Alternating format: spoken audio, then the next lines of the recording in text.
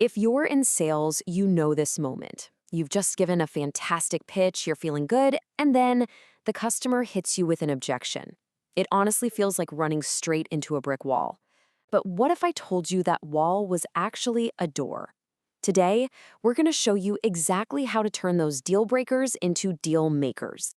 So let's be honest for a second. When you hear those 5 little words, I need to think about it, does your heart kind of sink? Do you immediately file that deal away in the, well, that's probably not going to happen folder in your mind? Look, it's a totally common reaction, but it's based on a complete misunderstanding of what's really going on. You really have 2 ways to look at this. Is an objection the end of the road, a sign to just pack it in and move on to the next one? Or is it the real start of the conversation? I'm telling you that one simple shift in your mindset is the single most powerful tool you have. It changes absolutely everything. This is where we have to completely redefine the word objection. An objection is not a no. Let's just get that straight. It's actually a sign of interest. The customer is engaged, they're thinking. They're basically leaning in and saying, hey, I'm interested, but you haven't quite sold me yet. Convince me. It's an invitation to keep the conversation going. Okay, so if objections are invitations to a conversation, how do we RSVP? Well, let's open up the playbook. We're about to get really practical and break down the most common objections you hear day in and day out. And I'll give you some solid, actionable ways to respond. Ah, yes, the classic. We've all been there, right? This is probably the #1 objection any salesperson will ever face. Now, your gut reaction might be to get defensive or maybe jump straight to offering a discount.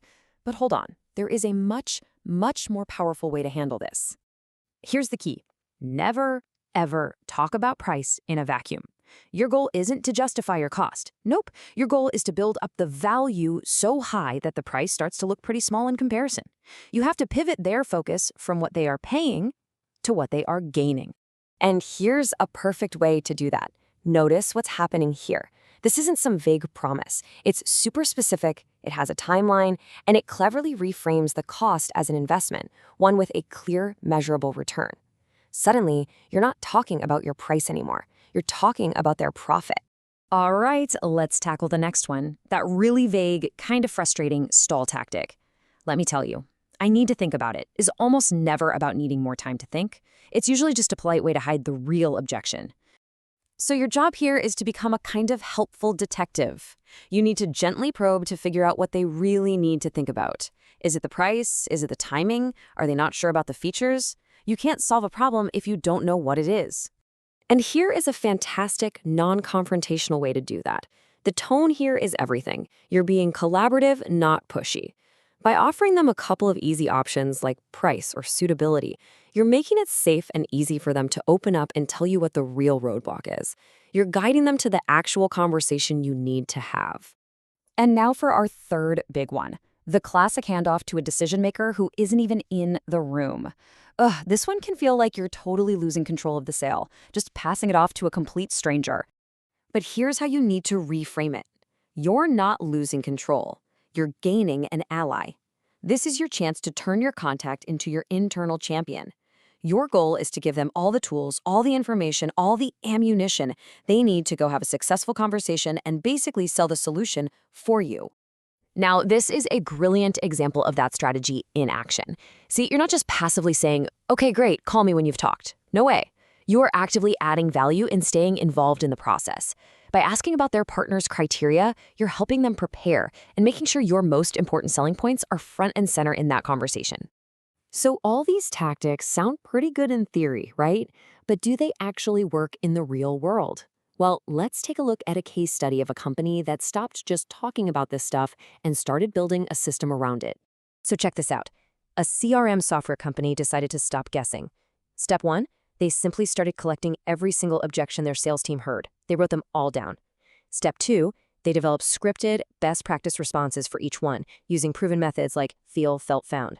And finally, step 3, they trained their entire team, rolled it out, and carefully measured what happened next. And the result of all that work? Just look at this number, 25%. That's what they achieved. By treating objections like a predictable, manageable part of the sales process, they saw a massive, massive improvement. To really put that into perspective, take a look at this chart. That big bar on the left, think of that as all the deals that, in the past, would have just been lost, gone forever. And with their new system, they recovered a full quarter of them. That's not just a little tweak, my friends. That is a serious, game-changing boost to the bottom line. So when you boil it all down, what's the most important lesson we can take from this? It all comes back to a fundamental shift in how you look at the whole situation, moving beyond just tactics to a core philosophy. And here it is. This might be the most crucial point of all. An objection is not a personal rejection. It's not about you. It's not about your product. It is simply a data point. That's it. It's valuable information that's telling you where the gaps are in your pitch, or what's confusing, or where your value prop isn't quite landing. And when you see it as data, you stop reacting emotionally and start managing it strategically. Which brings us to the final question, and this one's for you and your team. What would happen if you started your own objection diary tomorrow? What patterns would you start to see? What amazing responses could you perfect? What could a 25% recovery rate mean for your business, for your commission check? Think about it.